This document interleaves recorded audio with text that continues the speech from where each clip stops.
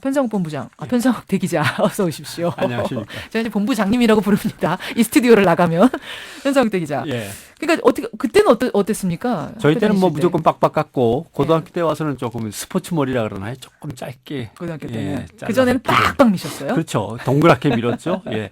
그러니까 사실 다 뭐 교육감님한테 죄송합니다만은 예. 어차피 이게 논의가 처음부터 잘못돼 있는 거예요. 왜요? 학생 자치 활동이라는 게 있어서 학생들이 우리 머리를 어떻게 할 건가 그리고 학부모와 교사들과 함께 협의를 하면 되는 것인데 그런 민주적인 훈련과 제도가 대한민국에 전혀 없는 거죠. 그렇죠. 그러니까 교장 선생님과 교육청과 도대체 이걸 잘라버려 마라. 뭐 머리를 길게 놔둘까. 이 교육감이 오면 길렀다. 저 교육감이 그럴 오면 수 잘랐다. 있는 막 거죠. 이렇게 사실은 돼야 우리 머리는 우리가 어떻게 했으면 좋겠냐라고 학생들이 모여서 이야기할 수 있는 구조. 그러면 그다음에 좋은데. 그것과 관련돼서 가족에서 부담해야 될 것들이라든가 뭐 좀 돌봐줘야 될 것들이 생길 수도 있으니까 예. 학부모 자치회에서도 그럼 우리 아이들 머리는 어떻게 할까? 그렇죠. 이것들이 만나서 학교에 건의가 되고 학교장과 교육청이 이걸 갖다가 어느 정도 감독만 하면 되는 것인데 야, 우리 애들 빡빡 깎아버릴까 말까 이걸 갖다 결정하는 게 그러니까 아이들이 그런 생각을 할 정도로 우리 청소년들이 여유가 있지 않고 교육에 찌들려서 유치원 때부터 이런 환경부터가 이제 문제인 건데 어쨌든 아직 개정이 완전히 된 건 아니니까요. 우리가 충분히 찬반 토론해서 방향 정해야 됩니다. 오래 갑니다. 한번 제가 정하면. 말씀드리고 싶은 것은 이런 제대로 된 자치 시스템이 없는 상황에서는 아무리 논의해봤자 늘 몇 년에 한 번씩 뱅뱅뱅 돌게 돼 있다는 말씀을 드리는 거죠. 안타깝네요. 듣고 보니까. 예, 여러분 의견 좀 보내주시고요. 나중에 찬반 토론하는 자리도 한번 마련을 해보죠. 오늘 기자 수첩 넘어갑니다. 오늘 기자 수첩은 전화 김현정 앵커나 참 다급한 현안은 아닙니다만은 늘 간절한 현안 중 하나. 뭘까요? 연봉입니다. 연봉. 연봉 얘기. 예. 직장인들의 2014년 새해 소망을 물었더니 압도적인 1위가 연봉 인상이었습니다. 그럼 얼마나 오르길 기대하는 걸까? 이것저것 조사들을 다 모아보니까 예. 평균 한 9% 정도가 나오더군요. 그러니까 대개 10 내지 15% 정도에서 인상됐으면 좋겠다라고 바라는 사람들이 제일 많은 거죠. 예. 소심해서 그런지 아니면 현실적인지 모르겠습니다만 그냥 이대로 유지되는 것도 좋다라고 한 것 대답한 사람도 한 13% 정도 나왔네요. 동결도. 예. 그래 목표하는 대로 못 올리면 어떡할 테냐라고 예. 물어봤습니다. 예. 여기에 대해서 한 설문조사 내용을 보니까 70% 이상 73%가 확 이직할까 생각을 좀 해보겠다. 굉장히 자신감 있으신 분들이네요. 그럴 수 있을까요? 73%가. 글쎄요. 저는 이 회사 그냥 31년째 이렇게 하고 있습니다만 그러니까 뜻대로 협상이 잘 될까요? 안 되죠. 그렇죠. 예, 설문조사 내용 중에서 불만을 이렇게 모아봤더니 연봉 협상에 대한 불만이 따로 있더군요. 협상이 아니라 완전히 통보다 52.7%. 그렇죠. 불투명한 인사고과를 갖다가 들이밀면서 그냥 뽑아간다. 20%. 불만을 얘기하고 싶어도 얘기할 수가 없는 분위기다. 17% 이렇게 예, 나오더군요. 예. 그러니까 연봉을 올리려면 그 회사에 대박을 안겨주면 올라가는데 그렇지 않으면은 그냥 회사가 하라는 대로 고개 푹 숙이고 그렇죠. 그냥 받아들이는 경우가 많은 것 같습니다. 그럼 우리나라 직장인들 연봉이 얼마나 되는지 조사한 것도 있습니까? 뭐 1억 원 이상의 억대 연봉자들 우리가 부러워하는 예. 지난해 41만 명이더군요. 그러니까 회사원 1000명 중에 21, 5, 6명은 한 억대 연봉을 받는 거죠. 이게 지금 그 사업자들 다 빼고 월급 받는 사람만 그렇죠. 얘기하는 거잖아요. 직장인들이 그러니까 월급 받는 사람이죠. 근데 1억 원 이상이 41만 명이네요. 예. 와, 1000명 중에 25이나 6명. 생각보다 많네요. 10억 원 이상 받는 사람도 있어요. 어떻게 이걸 받아갈 수가 있죠? 10억 원 이상? 1000명이 넘더군요. 예. 그러나 이건 많이 받는 사람들 이야기고 예. 전체 근로자의 평균은 2,900만 원 정도입니다. 전체 근로자란 몇 명 정도 되는 한 거예요? 1,500만 명. 1,500만 명의 평균은 2,960만 원. 1년 내내 죽어라고 일했는데 1,000만 원도 못 받는 직장인.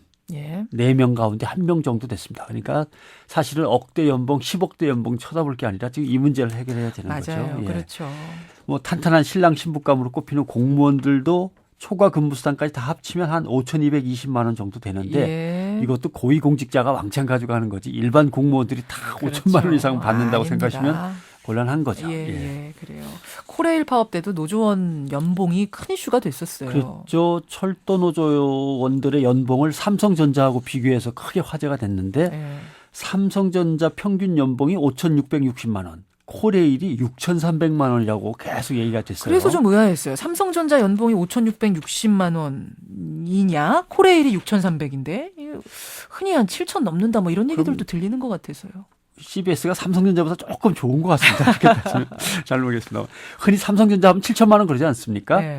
다시 살펴보니까 모 증권 정보업체 3분기 공시내용 보고서를 인용해서 일부 언론들이 보도한 것을 새누리당이나 이런 곳에서 계속 또 얘기를 한 건데 예. 이 보고서에 적혀 있는 통계는 1월부터 9월까지 받은 연봉 액수입니다. 거기서 삼성전자 걸 가져온 거죠. 그러니까 삼성전자 9달치 받은 거 하고 철도 1년치 받은 걸 비교한 셈이 되는 거예요. 그러면서 귀족 노조, 돈 많이 받는 노조 그렇게 이제 된 이렇게 거죠. 삼성전자 2012년 걸 보면 6,900 몇십만 원 이렇게 나옵니다. 예. 7천만 원이 맞는 얘기죠. 거기다가 근속 연수를 또 반드시 고려해야 됩니다.